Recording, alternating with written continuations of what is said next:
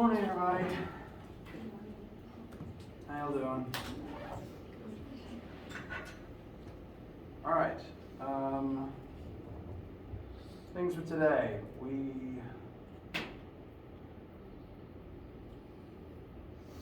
Sorry.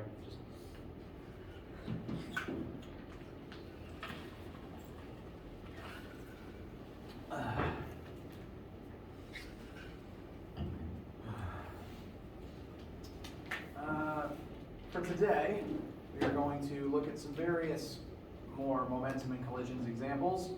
There's, I believe I mentioned looking at an explosion type question, just talking about what details you need to look at something like that. And then at the end, we're going to start distinguishing between elastic and inelastic collisions, talking about the differences between them.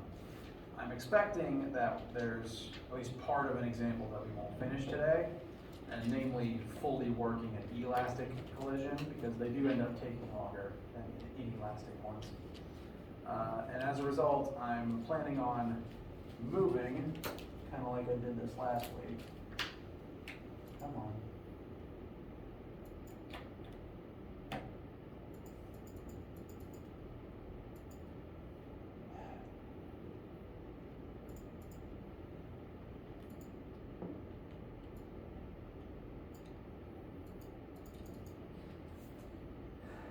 You know when you get a new computer and nothing's the same and you can't, it's always something's off and something doesn't work quite right.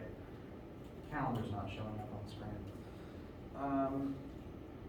Since we probably won't finish one of the examples that I was planning on for today, I'm going to plan to finish that one on Monday and move the chapter 6 homework to be due on Wednesday, like how this week was. Just to make sure that you've absolutely seen every type of thing before we move on. The bulk of next week will still be spent on chapter 7, which will be about rotation. But Monday we'll have time set aside for finishing, making sure everyone is clear on that one type of question before the homework is due. I think that's everything. How you guys doing, and what do you need? Yes. So is that the 9th of November? Sorry. Hold on. Next week is the 31st through the 4th. So Monday is the 31st. That means that the chapter 6 homework will be due November 2nd, which is next Wednesday.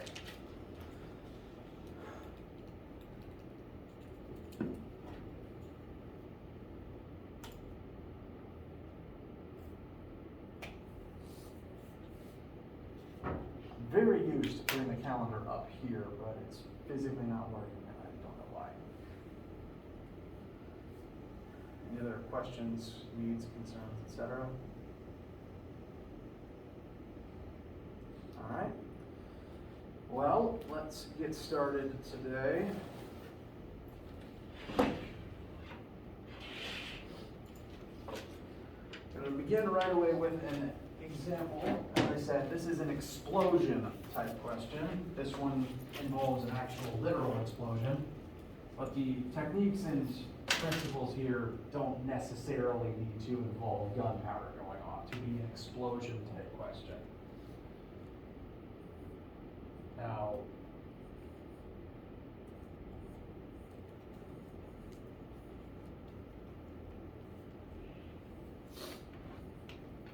what makes this an explosion problem is that at the beginning stages of this particular example, we've got a person firing a shoulder-mounted rocket launcher. If we treat the initial stage as the person standing still with the rocket launcher sitting on their shoulder, what would the initial momentum of the system be in that case? Zero. Nothing's moving yet. In this case, we are given the mass of the rocket, 15 kilograms. We're given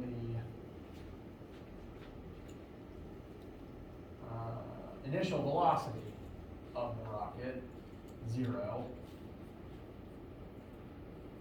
mass of the human, 75 kilograms. Initial velocity of the human is 0 meters per second. Eventually, the rocket will be fired at a final velocity of 81 meters per second. But in our initial phase, that hasn't happened yet. So the initial phase of this question has a total momentum of 0. Total momentum on the initial side, that would be the initial momentum of the human added to the initial momentum of the rocket. They both have non-zero masses, but they both have 0 as their starting velocity. So, initial momentum of this system is 0. Nothing's moving yet. That's what makes this an explosion. Not necessarily the fact that there's literally going to be an amount of gunpowder going off. It's the fact that things are starting at rest before everything starts flying away from each other in different directions. Now, I don't assume any of you have ever fired a shoulder-mounted bazooka, but between movies and TV and video games you may have absorbed, what happens to a person who fires this sort of thing from their shoulder? Recoil. Exactly. There's an amount of, call it recoil, call it backlash. They get knocked backwards, even if only a little bit. And technically all things do this. You feel it even with a slingshot. But there is an amount of recoil.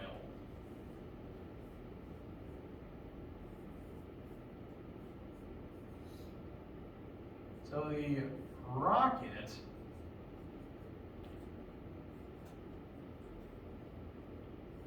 will be launched forwards. And that means the rocket does gain momentum in this situation. But we know that's not all that's happening because the initial side is 0. If all the momentum that existed on the right side was just the rocket's final momentum, then it would still be 0 because the initial has to equal the final. Our initial 0, and if the rocket's the only thing with momentum on the right side, then it's still 0 somehow. But like we just said, the human involved is going to suffer from a certain amount of recoil. The rocket isn't the only thing with momentum here because the human also gains momentum in this interaction. The difference between the human and the rocket in this situation is the direction that their velocity points. Both the human and the rocket are going to gain momentum in this explosion. They're just gaining it in opposite directions. You'll recall, momentum is still a vector, unlike energy. So they will each gain a separate amount of momentum that will still add back up to 0. This is what categorizes an explosion type of collision question. And between your homework or your quiz, I don't remember which of the two has the question I'm thinking of on it. There's at least one question that involves, I believe, a skater throwing a book. Like someone is standing on the ice on skates and they throw something away from themselves, or possibly it's an astronaut drifting in space. Either way, it's two objects together with no momentum that are involved in an explosion, and they start drifting away from each other. Because they will both gain momentum in this interaction, just in opposite directions, such that the total still adds up to 0. Questions so far?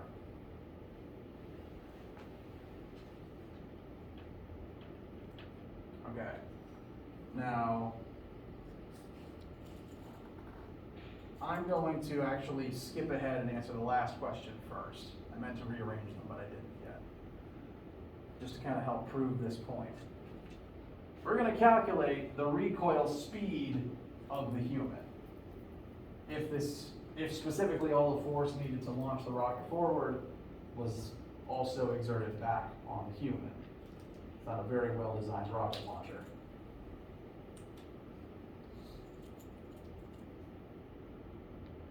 For the rocket's final momentum, it still has a mass of 15 kilograms, and its final velocity is 81 meters per second forwards.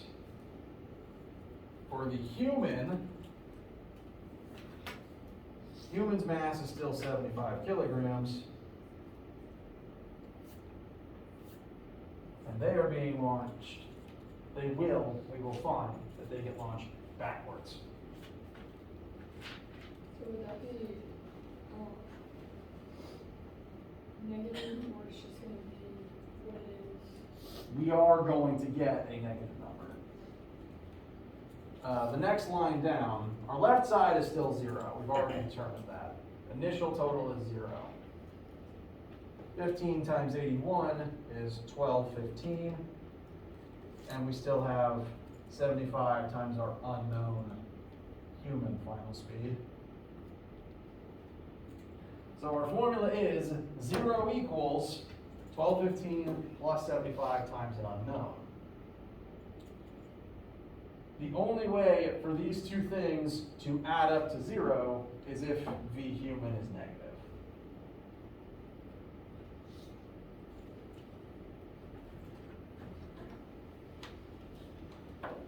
So just to show those last steps of algebra, subtract 1215 from both sides.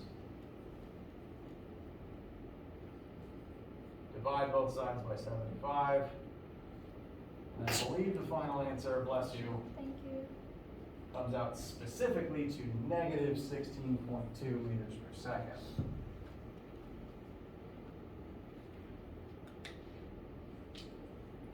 So it can't be. It can be negative.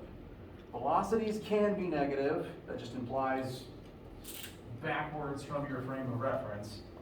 And similarly, momentum inherits the negative and inherits the direction of whatever velocity is involved in calculating it. So again, I technically answered the third question first. This is the speed, the recoil speed the human would get launched backwards at with this model rocket launcher. This is not a good rocket launcher. This would literally blast you backwards into the air several meters before you stopped.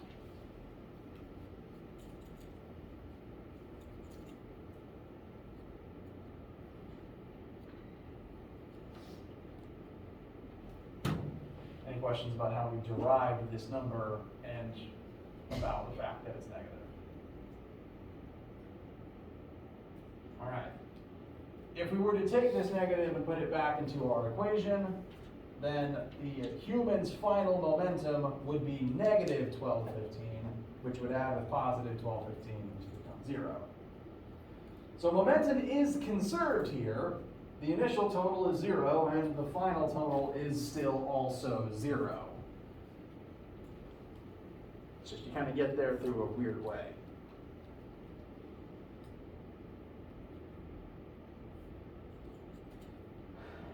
Now, other lingering questions here. What is the impulse that each of the two parties here undergoes? The impulse of the rocket and the impulse of the human. Remind me, what is the definition of impulse? The change in momentum. Very good. Running a little light on board. Pardon me. Impulse is change in momentum. Furthermore, that can be written as force times time and also as mass times change in velocity. So, after finding that final velocity of the rocket, we do have the information needed to solve for each object's impulse, because we can now compare their final velocity, their final momentum to their initial. Although They both have an initial of 0, so that makes this a little easy. Impulse rocket, it ends with 1215 and it started with 0. So its impulse is 1215 kilogram meters per second of momentum.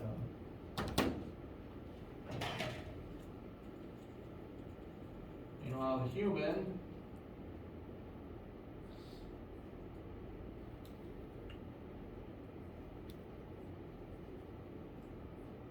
I'm just going to show plugging that velocity into the momentum formula. So negative 16.2 times 75. But impulse is still a vector. It's change in momentum, so it's change in a vector. That makes it a vector. We need to keep the negative. So humans' final momentum minus their initial will also give us 1215 again, just negative. This indicates however much momentum one object gained, the other object lost. So with momentum, will it always be like Newton's third law where everything has an equal and opposite reaction? As long as there's two objects involved, yes. Oh, okay. And it's technically true with multiple objects involved. It's just There's more. then there's 2 and 3 dimensional vectors involved. Okay. General rule though, yes, you're right. The impulses of 2 objects involved in a 2-object collision will always be equal and opposite, much like how the forces they exert on each other are equal and opposite. So the human launcher system exerts force forwards on the rocket, likewise the rocket exerted force backwards on the human launcher system.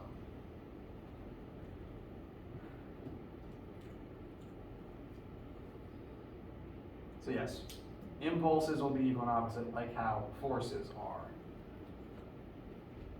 Questions about that question so far?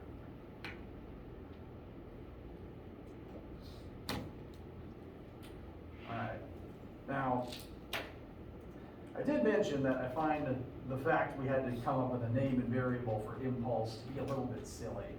It is just change in momentum. But once you have that number, you can actually use it to figure out how much force was involved in the collision/explosion. Data given in that middle part there, the launch process took 0.05 seconds. Most explosions do tend to happen pretty quickly. If this was the time that the explosion lasted, how much force was involved in the explosion such that it created these effects?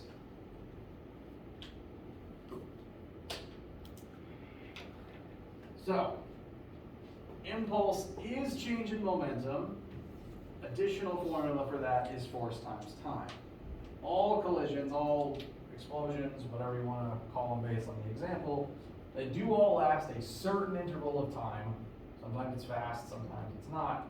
And there's a certain amount of force applied for that time that causes the momentum change, that causes the impulse. In this specific case, J equals force times time, 1215 equals force times the very small number of seconds that this explosion lasted.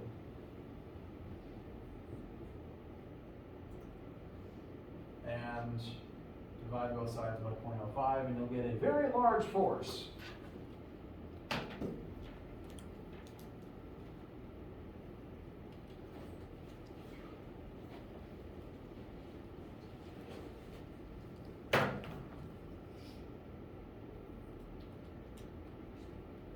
Approximately 24,300 newtons.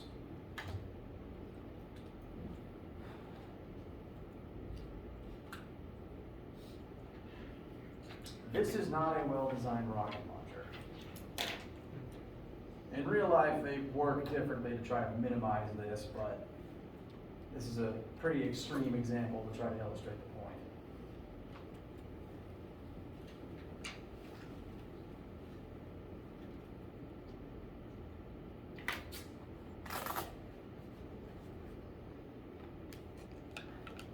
So takeaways from this, one, the same momentum initial versus momentum final logic still applies when initial momentum is 0. Just means that the two objects likely take off in opposite directions afterwards. And there is an amount of force involved in every single collision question that is applied for a certain amount of time that is what causes all of the changes. If there wasn't any force, nothing would have changed in the first place.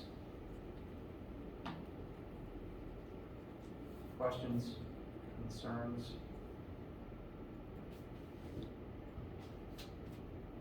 All right. So that was the first example type I wanted to illustrate today.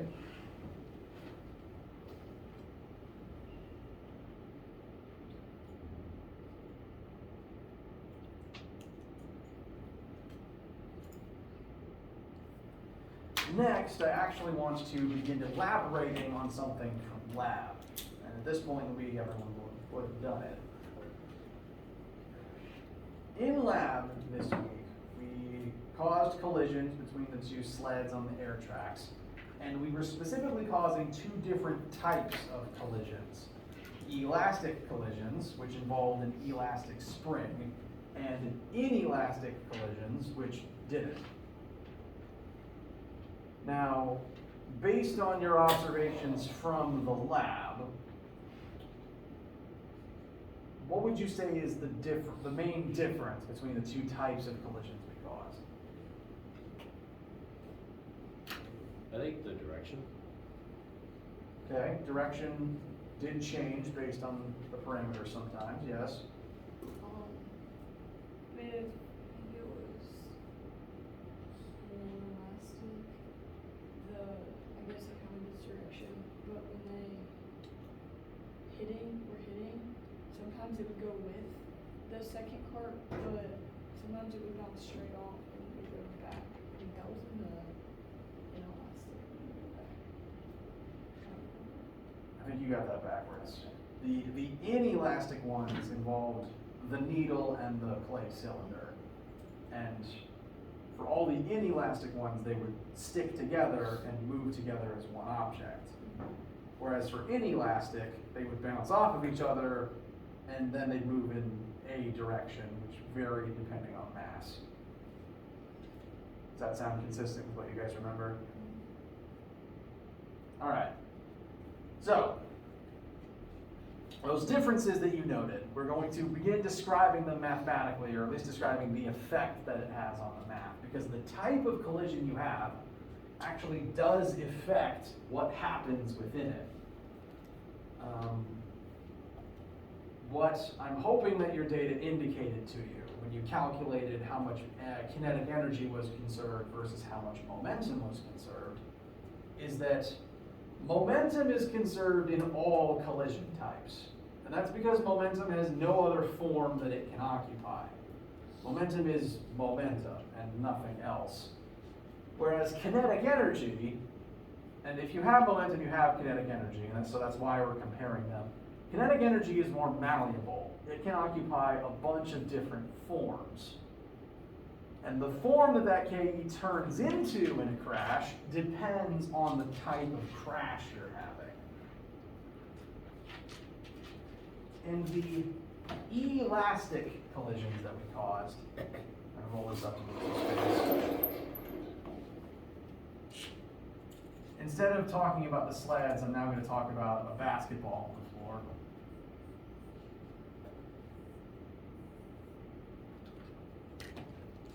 The elastic collisions we caused all involved an elastic object. In lab, it was a spring. Here, I'm going to illustrate with a basketball. Elastic objects, when they collide with something, they're going to deform, storing their kinetic energy within themselves in the form of EPE.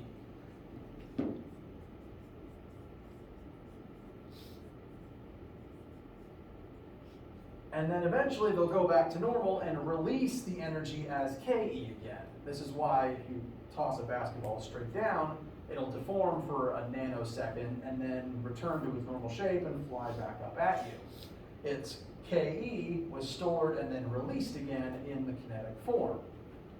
Only elastic objects are able to do this, and I'm hyper emphasizing the E in elastic to make it clear that I'm not saying inelastic. Elastic collisions are the only type that do this, because an elastic object has to be involved to make it an elastic collision. Anything that collides that isn't elastic isn't able to store its energy in the EPE stage. If I was to throw a ball of clay at the floor instead of a basketball, it would deform, it would go splat against the floor, but would it go back to normal? If you picked it up. Correct, but does it go back to normal by itself? No, only elastic objects return to their normal shape on their own without any outside input. So, for inelastic objects, when they collide, they can't store their energy in the EPE state. So the energy just gets spent up in the crash. Energy gets spent deforming the object. It takes work to bend the object's shape, but then since that energy isn't stored, it's not released again. It's just been used up, turning the clay ball into a pizza. Similarly, some of the Ke would also go into the surroundings around the crash. It would turn into heat because of friction. It would turn into sound in the air, because technically sound waves are energized air. This is why inelastic collisions tend to be louder, like car crashes. Inelastic collisions, kinetic energy, we consider it to be not conserved because it's unable to be stored and released again. It transforms into a bunch of other non-kinetic forms. And as a result, that makes inelastic collisions a lot tamer, a lot more predictable and less dangerous. Whereas elastic ones, things bounce off of each other. They're literally more kinetic. There's more kinetic energy still involved. So car crash, you said is inelastic. Correct. And that stems from what the cars are made of. We don't make bumpers of actual automobiles out of rubber and springs. We make them out of metal and plastic that bends in the crash and then stays bent. Because you want it to bend. You want energy to get spent up bending the bumper so that the energy doesn't go into you and your neck.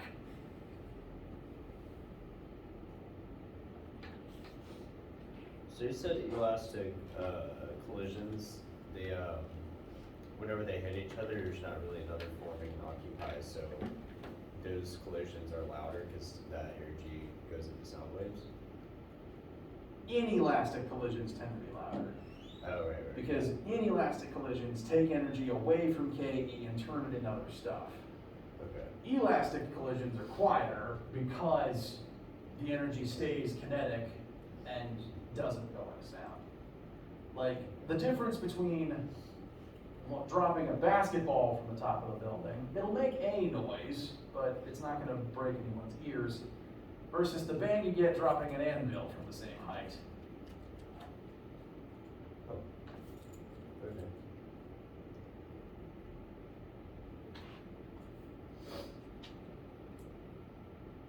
So, we're going to begin mathematically differentiating between the different collision types. And largely speaking, the collisions we've done so far in lecture have been inelastic. Inelastic is the type we've been studying mostly, because they tend to be easier. Inelastic collisions, objects tend to stick together and have the same final velocity. Like in lab, the two sleds would stick together and share a VF as they continued. Or like the arrow in the log question that we did on Wednesday, Monday, whatever day that was. And in an in an inelastic collision, only momentum is conserved, because whereas the KE turns into lots of different stuff, the momentum has nothing else to turn into. It's just momentum. There's no other transformations it can occupy. Elastic collisions, meanwhile, can conserve KE and momentum both simultaneously. This tends to make them more energetic, literally, and the objects tend to bounce away from each other at different final velocities, whereas in an inelastic collision, they tend to have the same VF because they're stuck.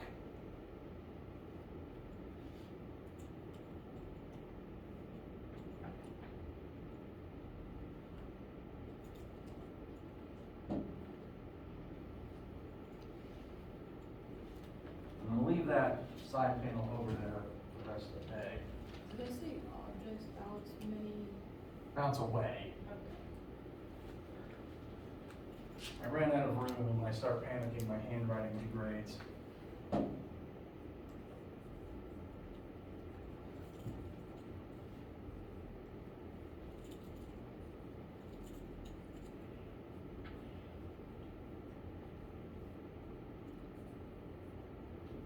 Objects bounce away at different VFs.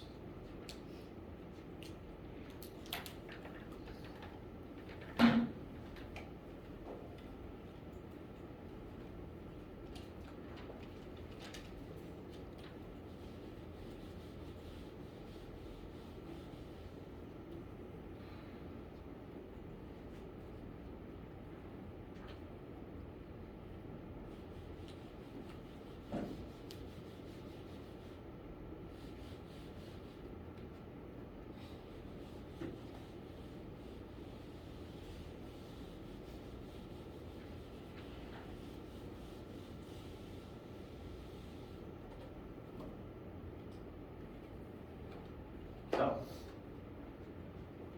what we're going to begin doing today and then also on Monday is looking at different collisions, look at some that are elastic, some that are inelastic to compare, make sure that the differences make sense, make sure that the ways to work each type make sense, because depending on the type, there's a couple different options you can employ for equations that you use, and that's going to take a minute. So we're going to start something today that we will find a logical breakpoint in and then finish on Monday. Cool? All right.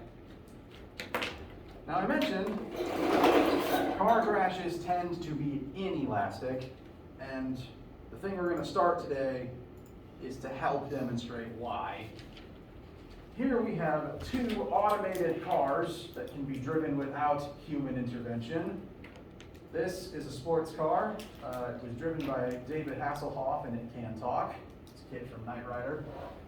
This is Nemesis Prime, Optimus Prime's evil doppelganger, also a big robot, but a truck. We're going to have these two crash straight into each other. No humans involved, thankfully. The robots can be rebuilt. Before we even do any math, who do you think is going to win? The Truck. It has more mass. It's likely going to bring more momentum into this collision, and the sports car is probably going to become a hood ornament. But we need to prove that mathematically. Now, I haven't changed the slide yet, I apologize. Eventually, we are going to look at what would happen if somehow this was elastic, if both cars had rubber bumpers with springs underneath them. Since we're a little light on, the elastic ones take a while, so since we're a little light on time, we're actually going to do the inelastic one first, just to help codify what elastic ones look like, so that we know what the final speed would be inelastically to compare it to when we find the elastic version on Monday. So first, we're just going to do inelastic, which again, real car bumpers are designed to do.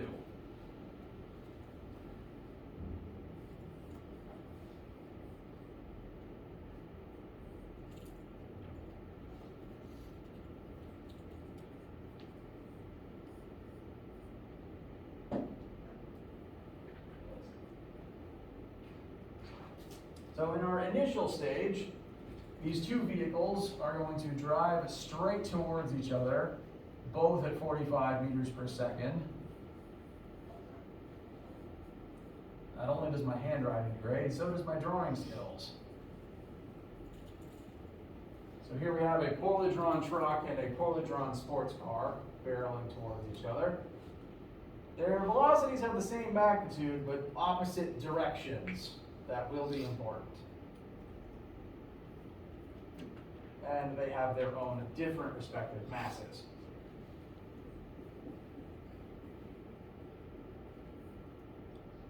Now we're doing the inelastic version today, and this is basically the type we've already been doing. If these two things crash inelastically, which again will involve them sticking together, having the same final velocity, what do you think physically this would look like? Yeah, the sports car is going to get absolutely crushed. It's probably going to pancake against the front of the truck, and the truck will continue moving forwards with the sports car as a hood ornament. I will try to represent that with a quick, bad sketch.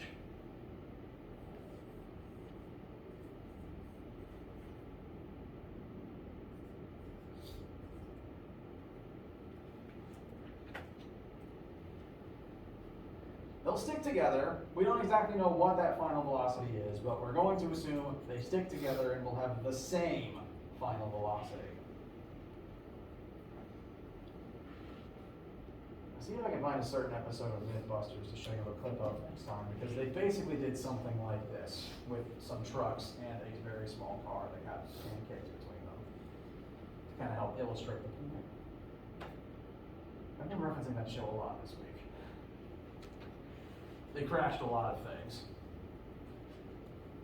So we need to analyze the momentum before and after in this version, and then we'll compare to the elastic on Monday. Initially, the initial would actually be the same regardless of which collision type. We have Kit's momentum initial added to Nemesis momentum initial, and then we'll compare that to the sum of their finals. Initially, we've got each one's mass times their initial velocities. Note again, their velocities point in opposite directions. You're allowed to set whichever one you want as positive, but they are still set against one another. One of them needs to be negative. Just based on how I drew it, the truck is pointing in the traditionally negative direction, so that's what I've done. If you drew it the other way around, that's fine. The direction doesn't really matter, as long as you're consistent about which one is negative.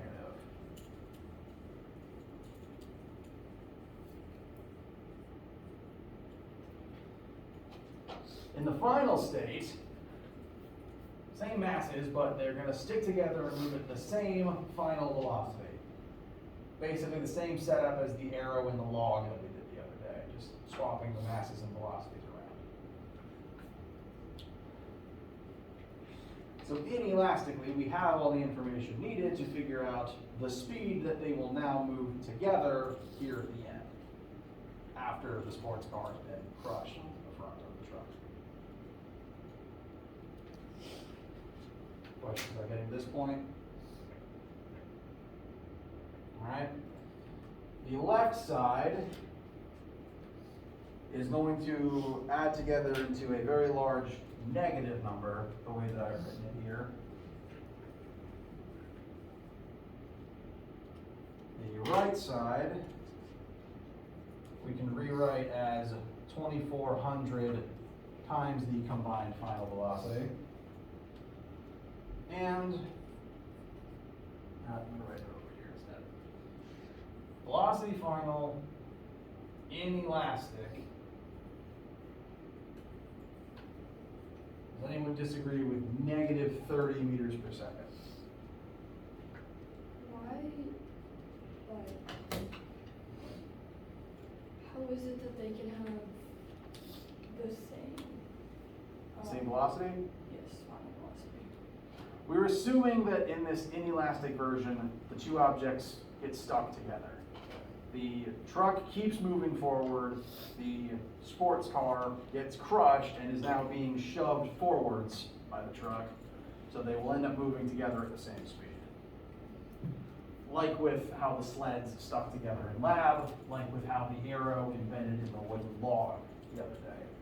So the truck would be going 30 meters per second, but the car would be going negative 30 meters per second. Technically, they're both going at negative 30 meters per second, but how extreme that answer is does depend on which case, which object you're looking at. The truck was already moving in the negative direction. So from the truck's perspective, it slows down by 15 meters per second. So a minor inconvenience. The sports car went from 45 meters per second forward to 30 backward. And if you do the change in velocity calculations, final minus initial, that'd be negative 30 minus 45, a change of negative 75. So the car got put through the ringer here. Not only was it hit hard enough to stop it, it was hit hard enough to turn it around. So, kid loses.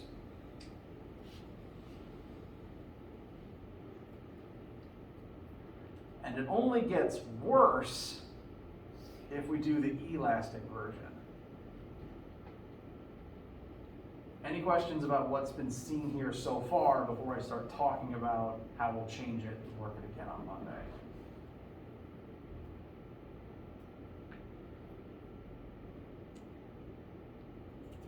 All right? So, again, this has all been inelastic. Inelastic collisions, momentum's the only thing conserved, and so you have to work them like this. But they do still end up being simpler a lot of the time because the objects stick together and share a final velocity. Elastic collisions have the potential to be very difficult because there's no longer any guarantee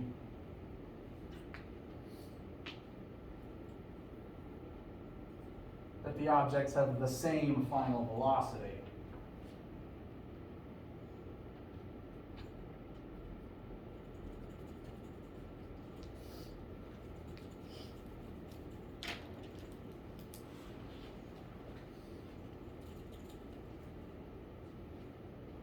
If you'll remember from lab, the inelastic ones always stuck together, always had the same VF. But the elastic ones, they bounce off from each other. Sometimes they'd still move in the same direction, but they always bounced away from each other at different final speeds. That means if we did this elastically, they're not going to stick together. They're going to bounce away from each other, and we don't necessarily know at what speed or even in what direction. That means we have to treat their final velocities as separate variables. And so suddenly, we can't use momentum alone to solve for this, because now there's two unknowns here.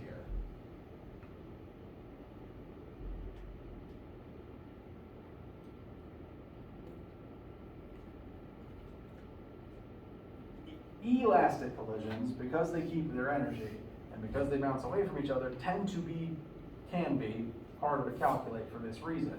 This one equation has two unknowns in it, meaning we're going to need a second equation with the same two unknowns in it.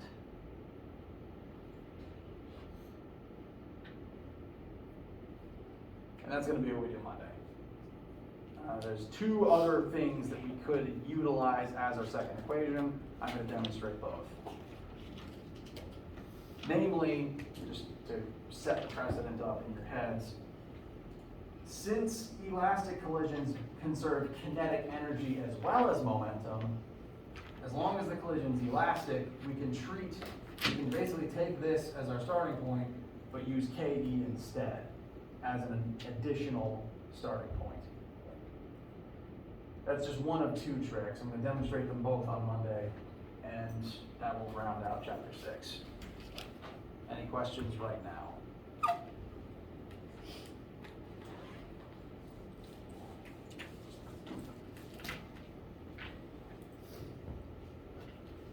All right. We'll end here for the day because it's Friday and we don't have time to complete either version of this. So we'll pick up here next time. We'll hang on to that 30 to compare to what the elastic version creates as final speeds next time.